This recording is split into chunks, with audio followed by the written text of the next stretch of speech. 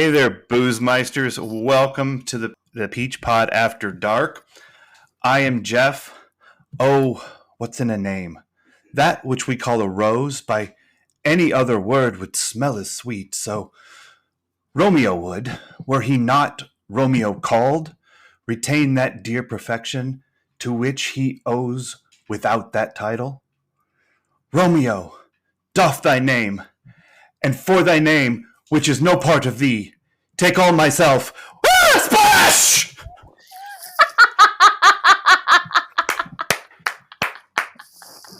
And joining me on the other end of the internet, my cuz-host. Thy name is Leslie, and I defy you, stars! Ooh, boy. We both went across the board. Oh, yeah. Yeah, I had to get to the wee splash. Yeah. The whole thing was for the fucking pool. So if you couldn't tell, Boozemeisters, this week we are discussing the 1996 Baz Luhrmann, I'm just going to call it a masterpiece, Romeo plus Juliet. We are watching that in conjunction with Season 2, Episode 3, Summer Storm. This is, and we're watching it because David and Donna do Romeo and Juliet together, but they gender flip the roles, which we did in our intro. So we are David and Donna-esque. That was not intentional. I did not think about that until just now. I just wanted to scream and splash in the water.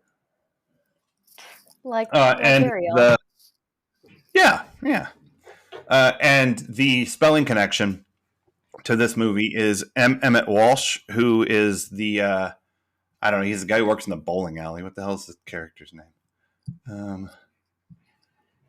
This will be fun talking about Shakespeare when I'm like, who is that one again? Oh, he's just the apothecary is what he's called in this. Yeah. And then your girl Claire Danes was in the Mod Squad movie. So we're doubled on our spelling connection for this movie. So I had not seen Romeo plus Juliet before. It's Romeo and Juliet. I mean, that's the story. So there's not a whole lot of what it's about. If you don't know, then you either haven't taken freshman English yet, or you never took it, and you also didn't get a degree in theater. I don't know how you avoid this play. Yeah, I know the play. I know the contrary to our East Side. Did an episode.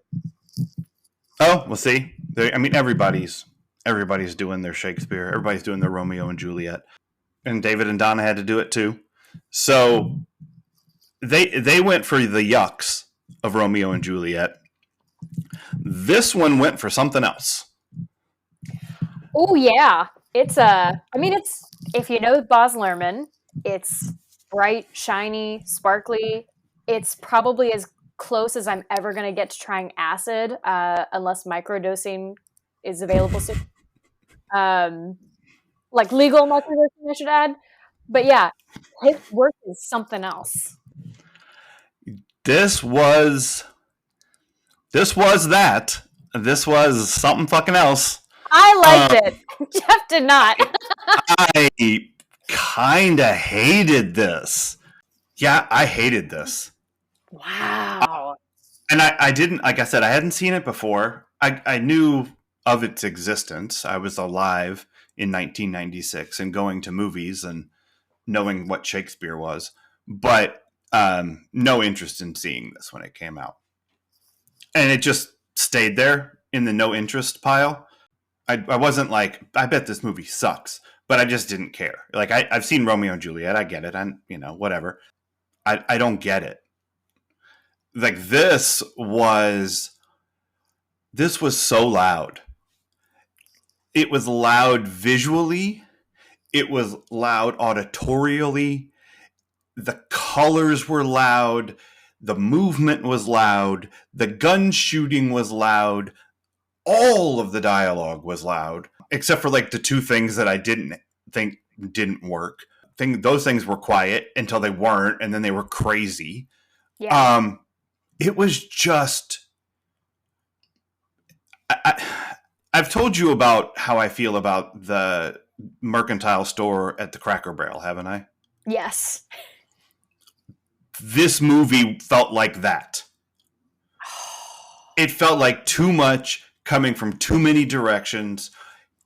Like, the only thing missing was I couldn't smell this movie the way you can smell a Cracker Barrel. Oh, wow. Otherwise, it was the same feeling. But you like it. I did like it. I mean, and it's funny because this was my second time watching it, and Mm-hmm. you know, I'm not a big Shakespeare person, actor. Mm-hmm. You know, love his contributions to the arts and to the English language as we know it, but Mm-hmm. other than that, I would say he's probably overdone anymore. Because as my partner so eloquently pointed out, like any way you could have done it has been done. Pretty much. At least with Romeo and Juliet, Mm-hmm. definitely. Um, but yeah, I mean, from the minute the newscaster popped on Mm-hmm. and started telling the story, I went, "Oh, this is brilliant." I I did like that. I thought that framing was interesting. The framing of the news people being the narrator was Mm-hmm. really cool to me. I know people make jokes all the time about the guns having like names of daggers and sword and all of that, Right. but I'm like, Uh-huh. I like it. I think overall, yeah, I think you're going to be hard pressed to find in any Baz Luhrmann film, the first 15 minutes are kind of the ones that are like getting hit over and over and over again. Like, I need Mm-hmm. you to know what I am. Um, Right. uh, so, Like, I liked the news camera, like the narrator, and starting with the TV screen. It reminds me of. Have you ever read the uh, Frank Miller Batman Dark Knight Returns? ooh, no, I haven't. This is a seminal work of Batman, and it's like Batman taken very seriously, and it starts out with very similar framing. Oh, okay. Like, they tell the story through the news reporters, setting it firmly in the 1980s. Like, this, it's Cool. meant to sort of feel of its moment, the same way that this Romeo and Juliet is supposed to feel like 1996.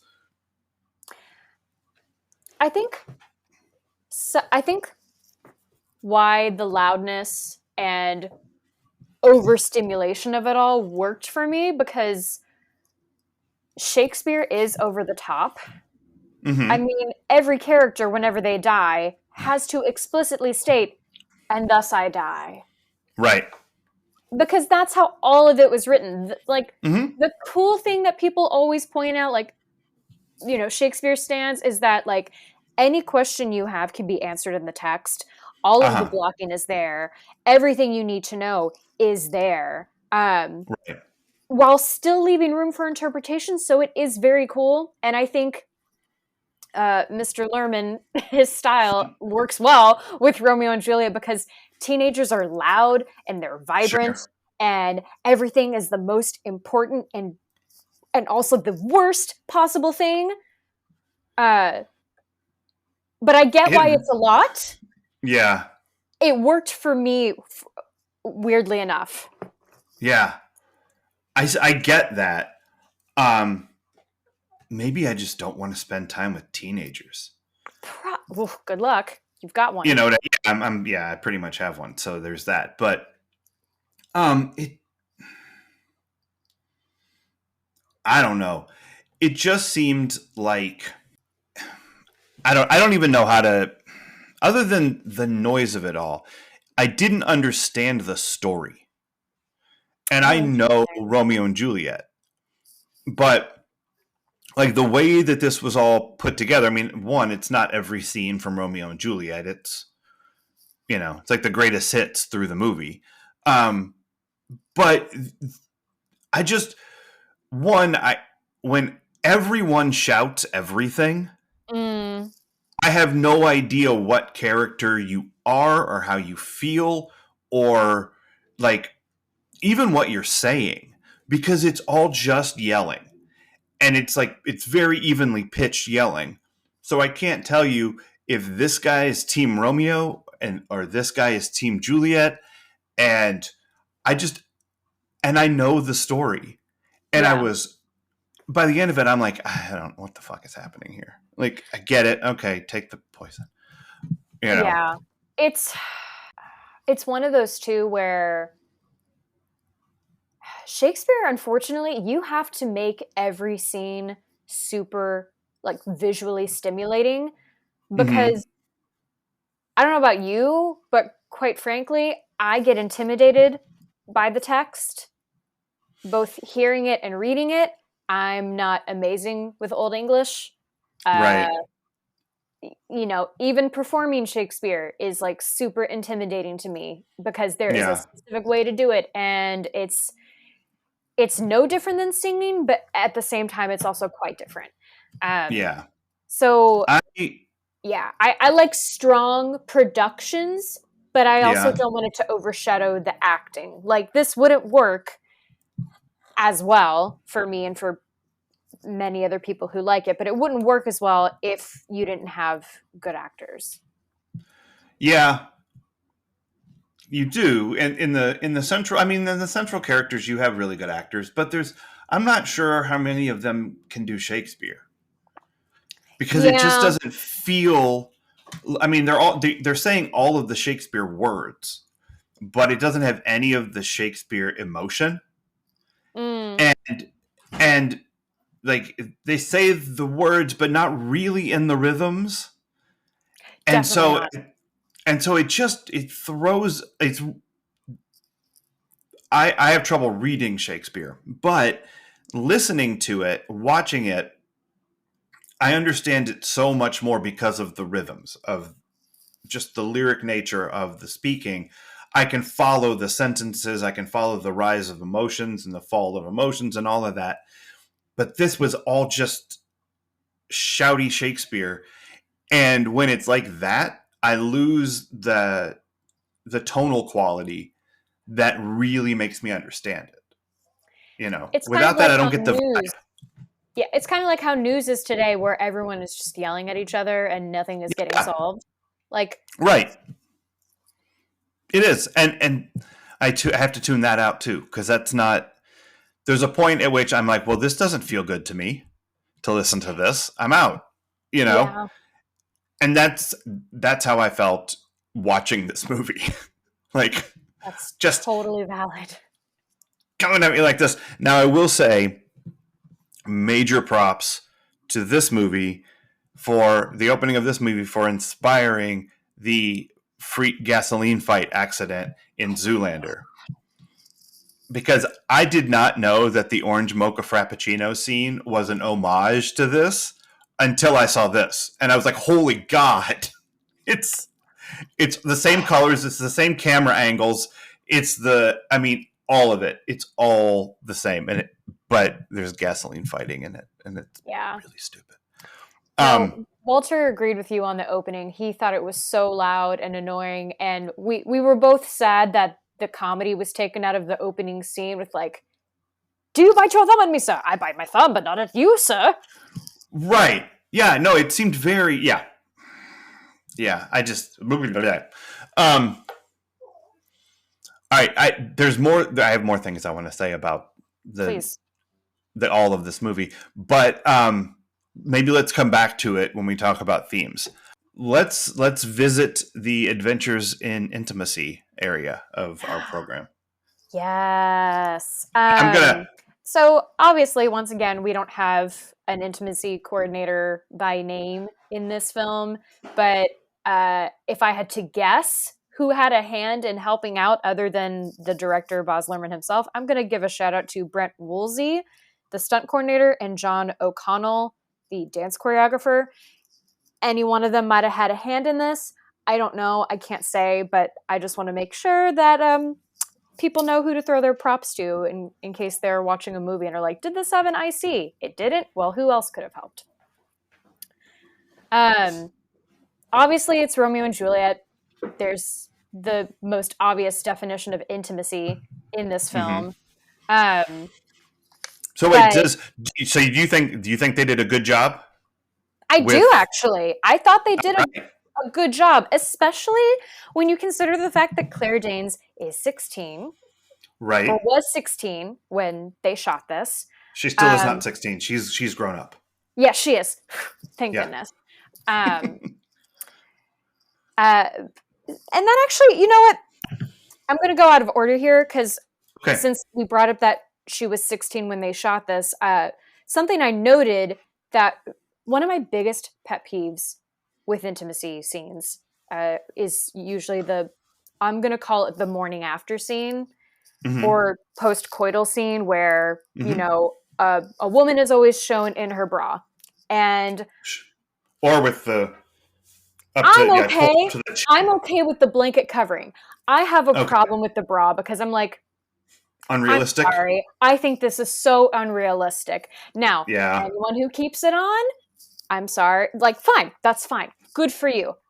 Right. I I don't think many of you exist though. Um, and I don't so I liked the fact that because there are ways to shoot around it, and clearly, like with this one, you just see her back. Right.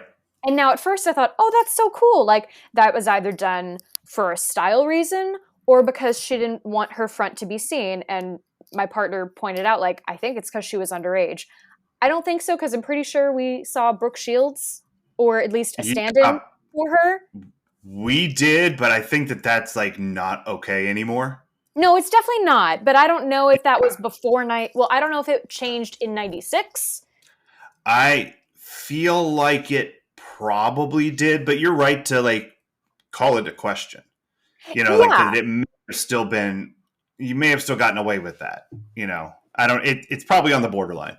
you could have easily if someone, I'm going to say gross because I'm not without judgment here, but if someone gross had really wanted, you know, to Hmm. show full frontal, they could have gotten a stand-in.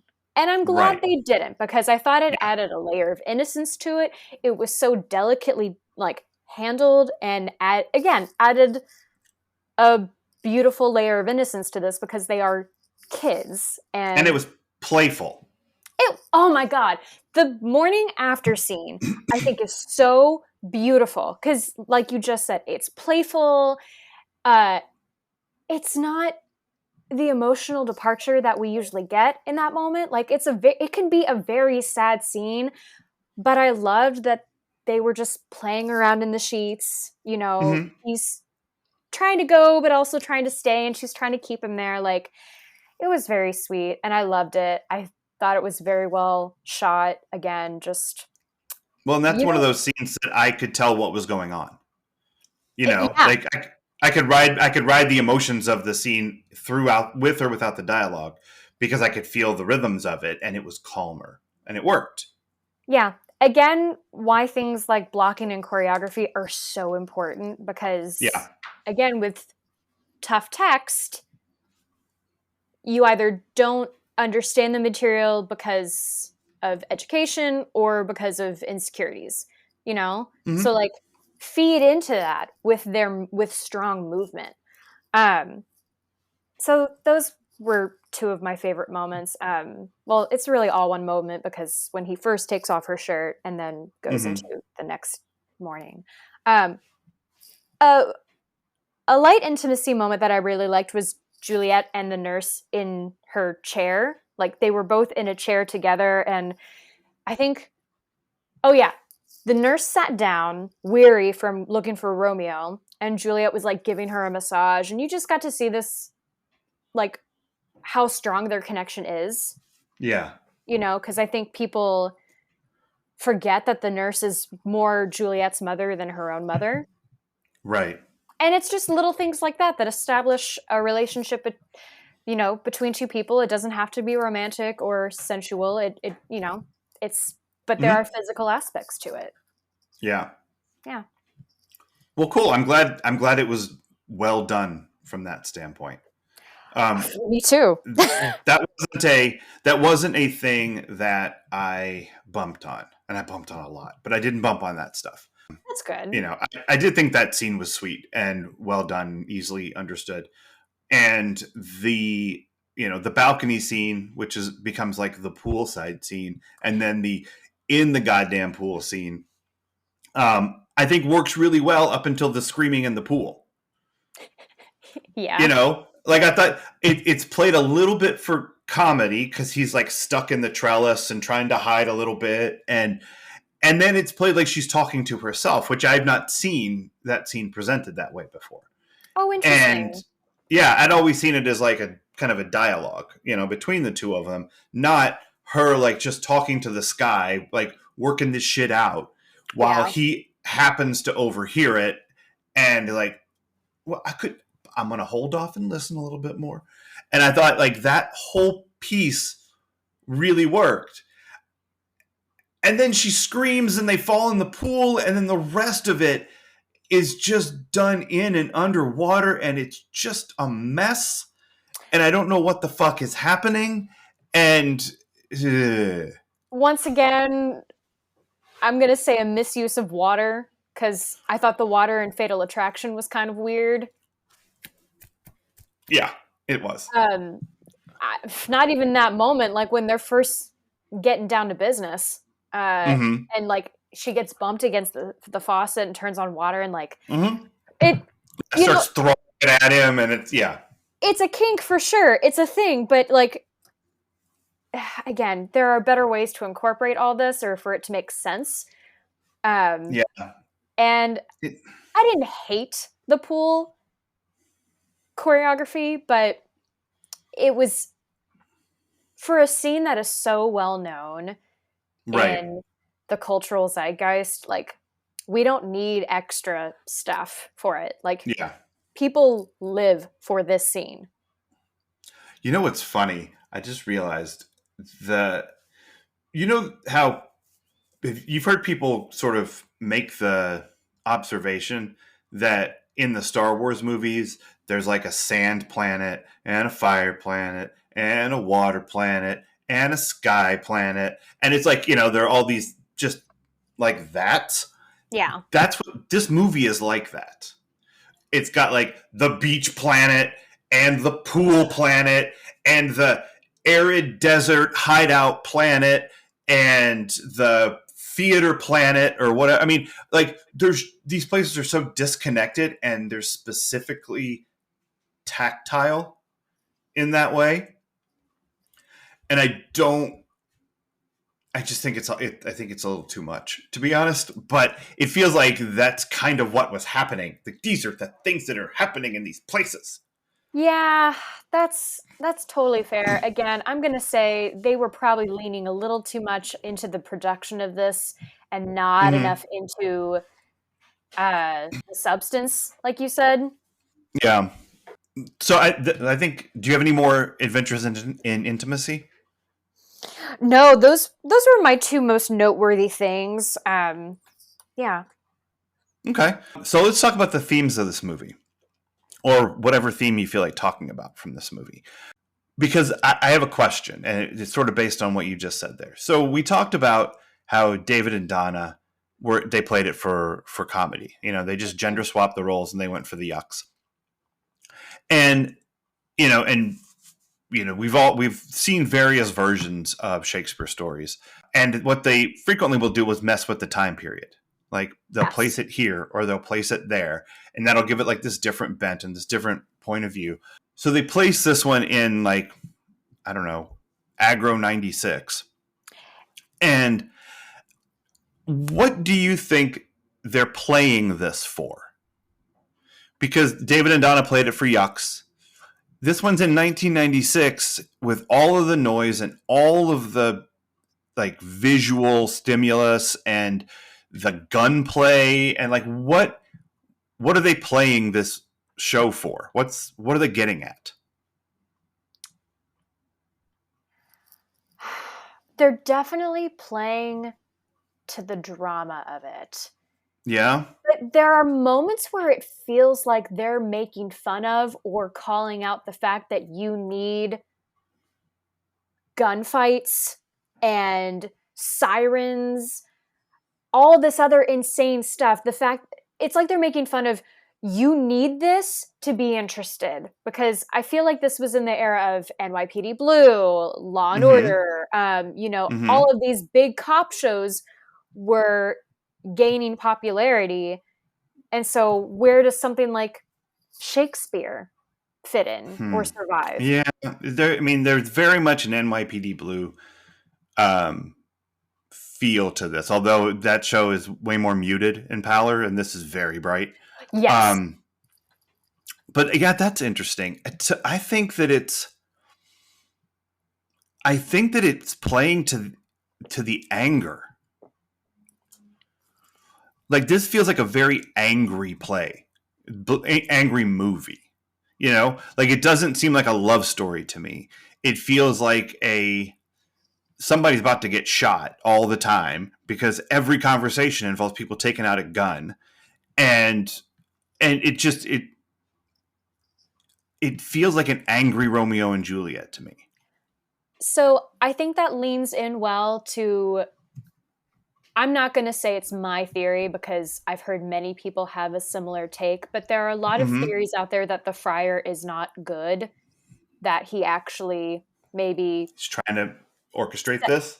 is trying to orchestrate this. And I realized in the movie, when Romeo first talks about who he's in love with, the friar has this moment of insight where he's seeing, oh my God, this is going to bring the Capulets and Montagues back together. And you think, oh, he's thinking because of these two and their love in a light way.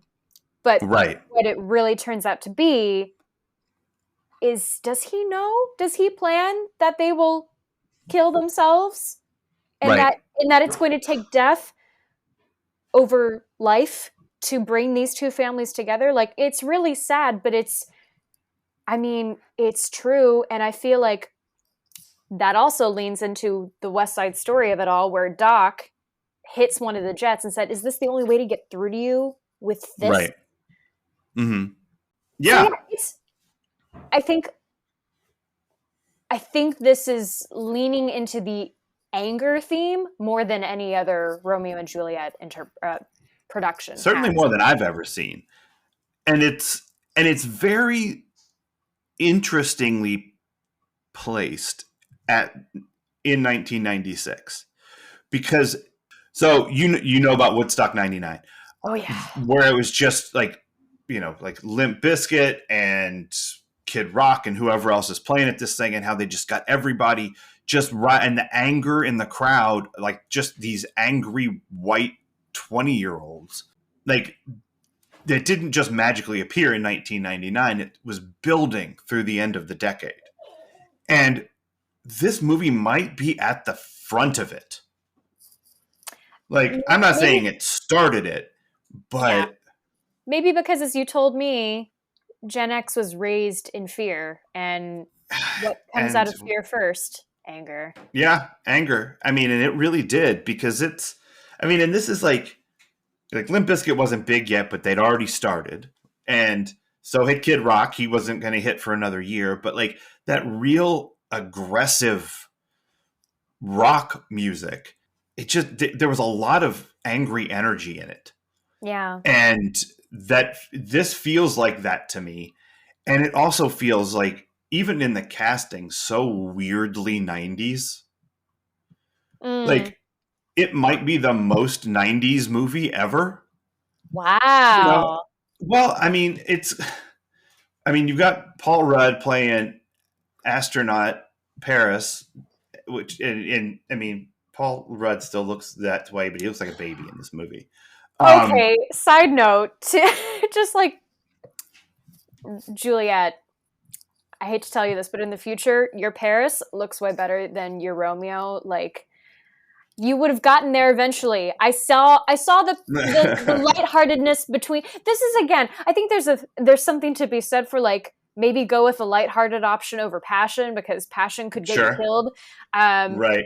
Not to say good old healthy relationships lack passion. They don't, but like, Yeah. go where the It, go with someone who makes you laugh first. right. Um, like 1990s staple Jamie Kennedy. as Not the Samson. ginger. I think he's like blonde haired. Um, yeah, it's like spiky blonde hair. He's the one in Scream. Oh, okay. Yeah, like John Leguizamo in like a dramatic role like this, like this is very 90s. It's just very very 1996, and it is Baby Leo. Mm. yeah. Oh, baby Leo, and post My So-Called Life, Claire. No, it's a very 90s thing, and Like they could not have picked. I mean, the only way they could have picked an angstier Romeo would have been if like Ryder Strong from Boy Meets World had wanted to do this, which I don't know if he did or not. But I mean, honestly, the the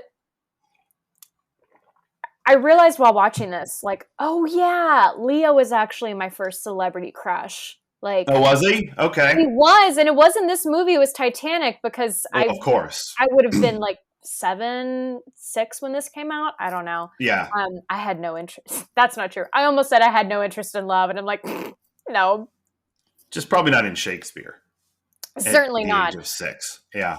But like, there are certain shots, and I'm just like, yep, there's the sad boy that we all loved in the 90s. uh yeah, and I don't think he gives a shit about that part of him anymore. Like he'll Oh just sink all no, the way into the role. He doesn't need to play for cutes, you know. no, he does not. Like, it's really sad because we talk all the time, or not. We don't talk enough, I should say, about how women have been forced to keep looks over talent, but men have also had to do that, not to the extent, Sure. of course, but like when you look at it, the whole like teen heartthrob of it all in the 90s, like Right. those guys are over it. Oh, sure. Yeah. I mean, that's not. I don't know. I don't know if Brad Pitt's over it. Ah, But it doesn't matter. Like he's so damn good in the things he does that you almost can ignore how attractive he is. It's weird, you know. I feel like, because I mean, yes, he was young, but wasn't he an adult by the time he was like getting work? Um, I don't know. He and Jason Priestley were roommates. What? Yeah, yeah. In What? like 86, 87, somewhere around there. Yeah, they were roommates. Oh my god. Yeah, it's pretty funny. So if you needed an even more direct Aaron Spelling connection, there they would literally live together. Yeah, all those guys knew each other. They were all of that age, you know. Wow. So yeah, it's pretty funny. Um, So anger is a big so theme. yeah, for me, it's the predominant theme of this is because I don't get the love story. Like, there doesn't feel like a love story. It just feels like shouting and shooting. Yeah. I don't know. For you, any other thing like come forward? Because I don't know when you saw this. How, like, I'm guessing you were like 14 or something. No, I only first watched this rendition, I think for the first time a few years ago. Oh, okay. Yeah, I had never Okay. seen it. In my English class in Indiana, we watched the Mm-hmm. 1970s Zeffirelli version. Me too. But Um, I also I was in college when this movie came out, so there wasn't a this movie version to show in my high school. There was only that other version. So yeah, the one now being sued. yeah, Um, but yeah, shout that's out the to one that's Olivia in my Hester. head. Yep, Hey, it's in my head too, rent free. yep. So, but this one, I My don't high school know. boyfriend said I looked like her, and best compliment you could have given high school me. Well, sure. I mean, that's the best compliment you can give just about anybody. Anybody. You know what I mean? That's Like, true. Yeah, yeah. never mind. It's the I'd take that. Yeah. But yeah, in Um. terms of, I'm sorry. Go ahead. No. No. In terms of themes for me, I feel like a big theme in this, much like in 90210, is that when you don't listen to kids, bad things happen. and like kids Okay. need good adult role models, Yeah. which I say that, but then someone on a podcast I heard earlier made such a brilliant point that I've thought of before about how like they don't understand their friends or how their friends with kids function because they're like, how do you take care of yourself? And I'm like, yeah, I think the same thing with all my mental health shit. I'm just like, how would I possibly take care of a kid on top of like, Right. mommy needs self-care right now? Yep. You'd figure it out, but but that part's hard for a little while. Yeah. That you really don't get to do that for a little bit. But you know, Well, I was thinking last night or the other night while watching it, but like, do you think Shakespeare should have subtitles?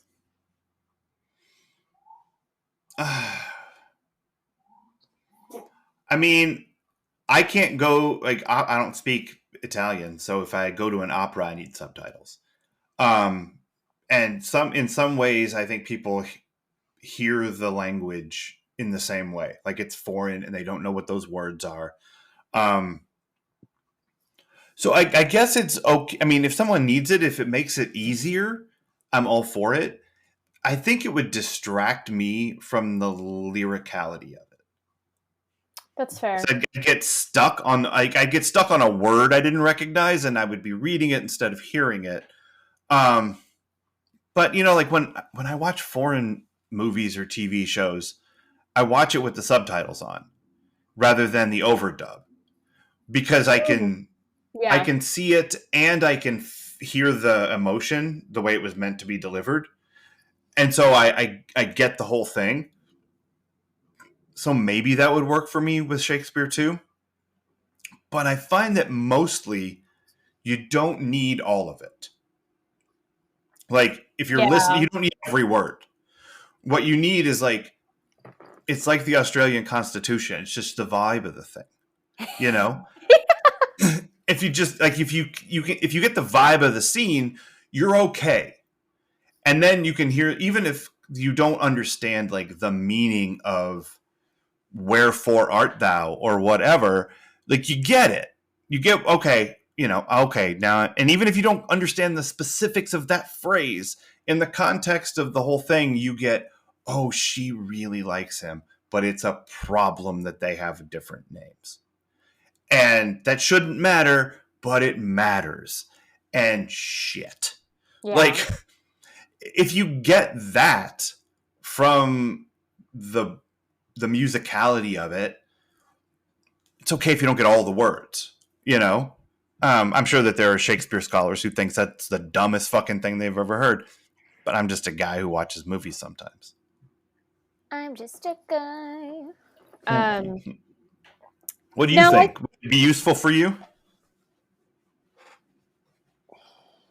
I'm torn because on the one hand, yes, it would be distracting from everything else. However, I am someone who gets so stressed not if I don't understand what's going on or if Gotcha. I don't immediately comprehend something. Again, it all goes back to my insecurities of thinking I'm stupid. Right, right, Like, right. unfortunately.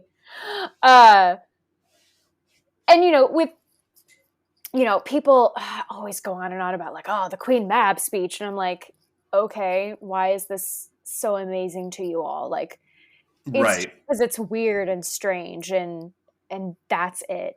Really, I'm sure there are again the Shakespeare scholars are biting their fists and screaming listening to this. You mean the Shakespeare scholars who are also avid watchers of 90210? Oh my god, I love that. You know what? I wonder what's a smaller The diagram percentage. there is it's got to be big. I feel like I want to know if that is smaller than the amount of IU fans and 90210 fans. I feel like there's a larger overlap in the IU audience. Wow. Okay. Go I, IU. well, I think it's also like not a lot of people love Shakespeare. Yeah. Like I think people are like, "Oh, I'm interested in that," or I would like to watch it. I live with someone who likes it quite a bit. But most people, like, you go to a Shakespeare in the Park and there are like 48 people there. It's not as popular as other things. So I don't know. I lost my train of thought, but because I started picturing the It's theater worth with still only 48 teaching. people in it. I think there are other playwrights and writers that also deserve equal amount of, spotlight. Yeah. It's just the other thing that I wonder, because I was thinking about this morning with Shakespeare, is like we are like these stories are universal. Like the uncle who has the brother killed to assume the throne, and the kids who fall in love from different families and warring factions. Anointing flower juice on your eyes, and you fall in love with the first thing you see. Oh wait, that's not normal. That's not real. But I feel like, how universal is that story? Like, how many people do you know that were star-crossed lovers from warring factions? Like, that's not the most common thing that happens in the real world, but we still look at it as like this archetypal story. And I'm like, I guess. I think it's not as dire, because I bet there are plenty of interracial couples out there who feel some resonance with this story. Yeah, I get that. That makes sense. I think a story like this nowadays could probably make a lot of sense out in the Middle East or in 1980s, 90s Ireland. Like, right. Yeah. I just, I guess in heightened circumstances, this is a thing. That's why in adaptations, it's so important to decide whether or not the Shakespeare words will enhance it or not, because as opposed to like just speaking in modern present day English or whatever language because I do think the stories are universal. I don't think I don't think the way they're told is necessarily universal. Right. Yeah. Yeah. Okay. Yeah. Because, again, Macbeth is the story about how ambition can destroy you, and what is Requiem for a Dream about? That's also how ambition can destroy you. Like, sure. Yeah. To me, it's just like this one. I guess part of my deal with Romeo and Juliet is it feels like most of it is just like how the post office sucks. No, don't blame them. This is why they need more money. Right. But way to take down the man. Like, an undercurrent to this story is you can't trust the post office. And and that's true of it. It's like, this movie is the worst case scenario for a game of telephone. Have you seen the Sassy Gay Friend videos? I don't believe so. Oh, I need to send you one later, because I think it was Chicago Shakespeare Company. One of them did a promo thing for like a series of promo videos for a bit where like, this is Juliet. She's about to kill herself because she can't be with Romeo. This might have been avoided if she'd had a sassy gay friend. Gotcha. Or a cell phone. That's not as funny. I don't know. It would ruin the whole thing. It's a Sunny had an easy pass moment. Oh, man. Yeah, like, if you think about all the Shakespeare plays that would be ruined by a cell phone. Clear, concise communication between two people? Yeah. It's amazing. Maybe, yeah. I don't want to say that all that crazy flowery talk is the problem, but it doesn't seem to be helping. Damn. So, I know. All we needed from Juliet was, you up? Right. Yeah. Here, just drop a pin. I'm going to be here. Don't worry. I'm hiding out. I just WYD could easily be why you dead.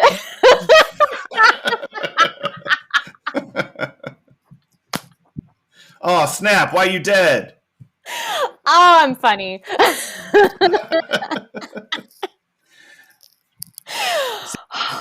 The only reason they didn't have that in this version of the movie was that this was when you still had to hit, if you wanted to like spell out cat, you would have to hit like the 3 button 3 times and Yeah. then wait and then 1 time. And yeah, it would have just taken too long to text in this 1996. I'm not even sure we could text yet, to be honest. I think that was still 5 years away, but or thereabouts.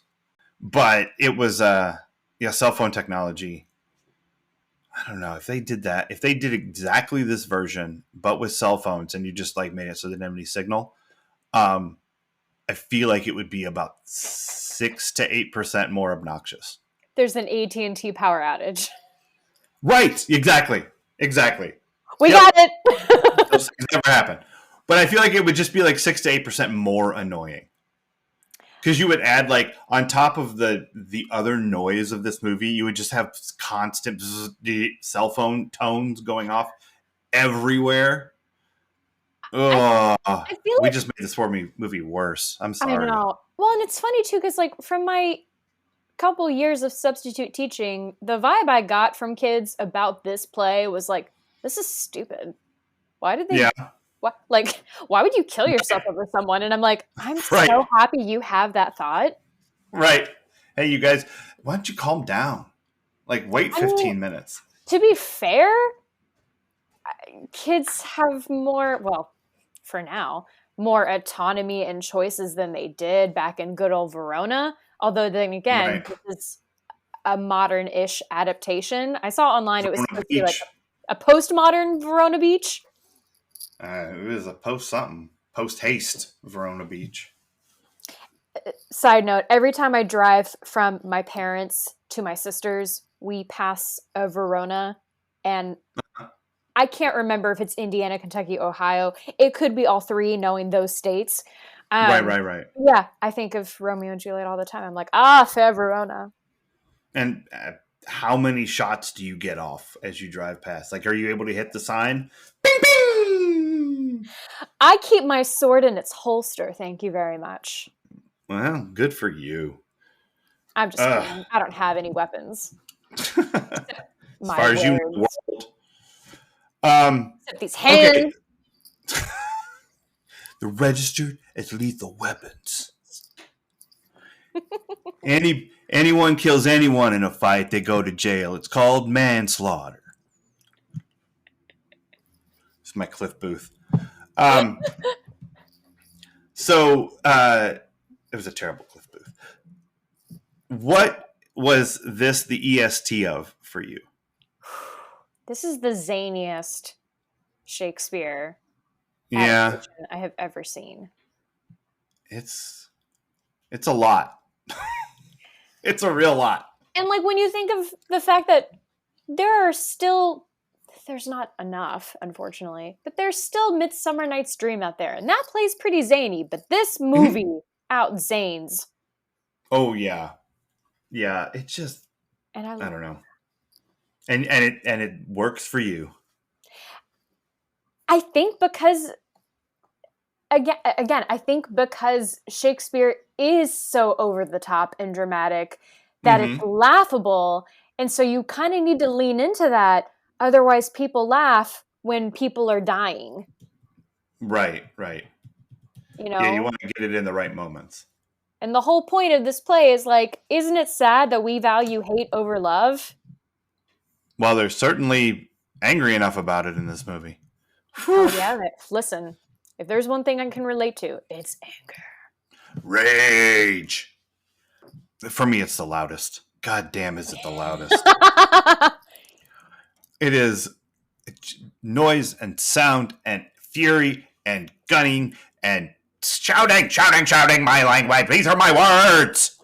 Oh, it's so much for me. It's so fucking loud. I didn't know what to expect from this movie. I I never sat down to a movie expecting to just hate it. But like I was 5 minutes into this, I was like, oh, I think I might hate this. Like I this, know. this might be for everyone else but me because this just doesn't. It was hard. I had really weird dreams last night after watching this movie. Oh, sweet. I didn't. Whew, I could do with a dreamless sleep tonight because this one, it unsettled me. Oh my. Yeah. So, loudest. I think it was also the yellowest. Yeah, and brownest. Like when he was when he was in hiding, like the whole just rust colored everything of that part of the movie. Whew, monochromatic. I just realized too, and I'm so glad I didn't have this trigger while watching the film. I don't know how much you've had this in Chicago, but I've now lived on both coasts. Mm-hmm. And unfortunately, I've lived on both coasts when there have been insane wildfire seasons. Oh. So, like, the haze and the color in the air of that movie is very similar to what I have experienced. Like, ooh, it's really yellow outside. This is freaky. And when it looked like that, how much woe were you experiencing? Was there never more woe, or like sometimes there was more than that, but it was like a healthy amount of woe? It was a healthy amount of woe. Okay. Just more than I can say for other times. Yeah, you want less, like, you want to dial the woe back if you can. That's less woe is good. Lexapro. Lexa, whoa. All right, I've lost my goddamn mind. Yeah, no. And that's where it's at. For a commercial. Yeah, exactly. All right. Anything else that we need to talk about? Any other ESTs? Any things that we didn't get to with Romeo plus Juliet equals loud? No, we covered all of my notes. We covered all of mine as well. I'm thrilled we did this. I had no doubt I would have things to talk about 5 minutes into this movie. Yeah. So I was like, oh, that'll be fun. It'll be fun to just chop it up about this masterpiece. That's what we're going to call them all now. And so I think what we've done here is once again prove my theory that everything comes back to Aaron Spelling, including Billy Shakes. So that's pretty exciting. Next week, join us when we are going to watch Rounders, which is a movie you have not seen, I believe. Nope. Never even heard of it. It is a movie I very much enjoy. Thank God. Yeah, I like it quite a bit. It's about poker. It's Matt Damon, Ed Norton, John Malkovich. Yeah. Pay this man his money. Stop. Cannot wait to do John Malkovich's Russian accent next week. It's going to be amazing. But until then, Booze Meisters. Cheers. Cheers.